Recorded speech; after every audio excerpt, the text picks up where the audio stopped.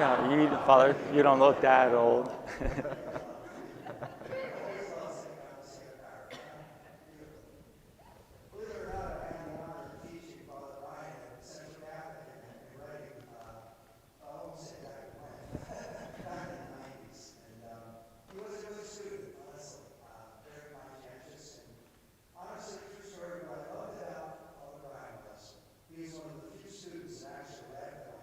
Yeah, yeah, yeah,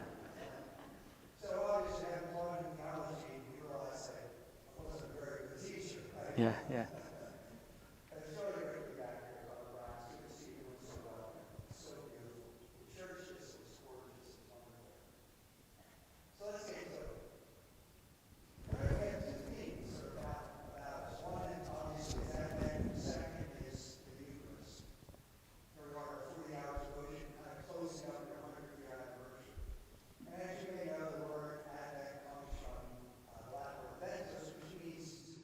Coming or arrival. And so Advent's a time of waiting. We all know that. I'm sure you've been hearing about that these last 3 weeks. Time of waiting.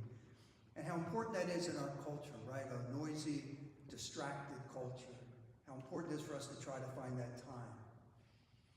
Psalm 46 is great for us to meditate on during Advent. Be still and know that I am God. Be still and know that I am God. God speaks to us in the stillness. He speaks to us in the silence. And we live in a world of running and rushing and just moving and noise and distraction. It's crazy. And you really have to make a conscious effort to have that time in your schedule to just be silent and be still. To still our minds, to still our hearts. Huh? Sure, you heard of that beautiful book by C.S. Lewis, The Screwtape Letters, where the uncle's talking to the nephew. They're both devils, and Screwtape's the uncle, and Wormwood is his nephew. He's trying to teach him how to get human beings over to their side. And one of the beautiful interchanges between the two of them, the exchanges, Screwtape turns to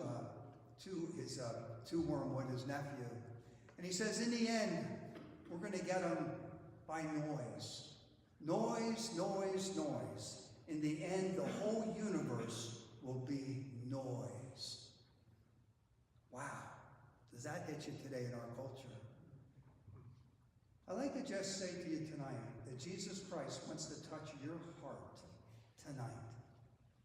Wherever you are in your journey, the ups and the downs, feeling close to God, far from God, you're not worried, you don't even know where you are in relation with God, Jesus wants to touch your heart.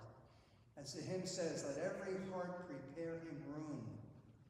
And so we need that stillness so we can hear what Jesus wants to say in our hearts. Let every heart prepare him room. So we have this theme then again of Advent, waiting, and also the Eucharist. And you also see that very much in today's reading in that gospel. The very first line, Jesus said to his disciples, come away by yourselves to a deserted place and rest a while. If Jesus and his disciples needed to come away, how much more do you and I need to come away? You know, and I listened to that Hallow app, and I noticed on your webpage you have a little connection with Hallow. If you're on Hallow, this earlier on in Advent, one of the narrators was talking about creation. God created the world in 6 days, and on the 7th day, God rested.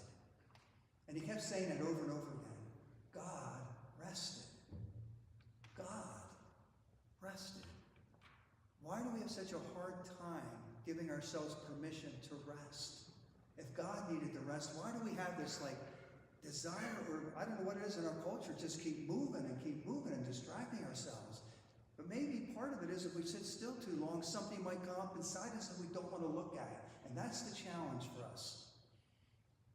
Do you ever have that time you're like, boy, I hope we get the snow day, hope we get off, Tomorrow, actually, by the way, any kids in here, you have a 2-hour delay tomorrow already, so yay. So I'm going to preach for a couple extra hours. Make some time of it. But do you ever get that time you're like, and there's the cancellation, and whatever you had in your schedule got canceled, and you're like, yes, I finally have some time, only to waste it away. Or get uncomfortable with it, have to distract myself and get busy with something. And that's the challenge. Jesus instituted the Eucharist, as you know, at the Last Supper. To Today we listen to the miracle of loaves and fishes, which is really kind of prefiguring that. And when he said that at the end of the supper, when he gave him the bread, he gave him the wine, he said, do this in memory of me. And that's why we come to Mass every Sunday, because Jesus said that. Do this in remembrance of me. And we need a place to do that. And you have this incredibly beautiful church to do that. And we need our churches. It's important. We need our beautiful buildings because they bring us closer to God. And our beautiful churches are different than secular buildings. You can go into a secular building that's beautiful and say, wow, what a beautiful building. But it's different when you come here. There's a presence here that relaxes you. It helps you to let go. There's a sacred space here, right? We have everything pointing us to God and the beauty of this place. And of course, in the center, the Eucharist. It's different than other buildings, right? You come in here, you feel differently than you do at Walmart or Redner's, right? Come in here, there's something special. And so what do? We genuflect. Jesus is really and truly present here. Someone here is special. We don't do that at Redner's, right? Go down the aisle and go, broccoli. Maybe chocolate, yeah. Double Big Bag. No. And why is that? Because there's something here that's very, very precious. And it's not a something, it's a someone, Jesus Christ. St. Paul tells us that we're all temples of the Holy Spirit. St. Therese, Little Flower, and other saints would say that we're all tabernacles of God. Isn't that a great image? Just picture that. You are a tabernacle of God. Every person we meet is a tabernacle of God. If I really internalized that and pictured myself next to the Blessed Sacrament here, would I be saying these things to that person when I'm frustrated? Would I be acting a certain way if I pictured the Blessed Sacrament? See, we're all tabernacles of God. When we greet each other, we might shake each other's hands or get a hug or a kiss on the cheek. Our Asian brothers and sisters will bow. How awesome is that? Showing reverence to that person, to the presence of Christ in that person. We're all tabernacles of God. And what all this comes down to, my brothers and sisters, in the end, is something very simple that the saints teach us. And that is that everything is a gift. Everything is a gift. And in our world of entitlement, we don't like that. In our world of entitlement, if I don't get what I want, I'm going to sue you. There's no spirituality in that whatsoever. Spirituality begins when we realize that everything is a gift. Who of us in this church asked to be born? And here you are. You're breathing. You're living. What an incredible gift. We should never get over the sheer wonder, just the wonder of being alive. You wake up on Monday morning and go, my God, I'm alive. Or you wake up Monday morning and go, my God,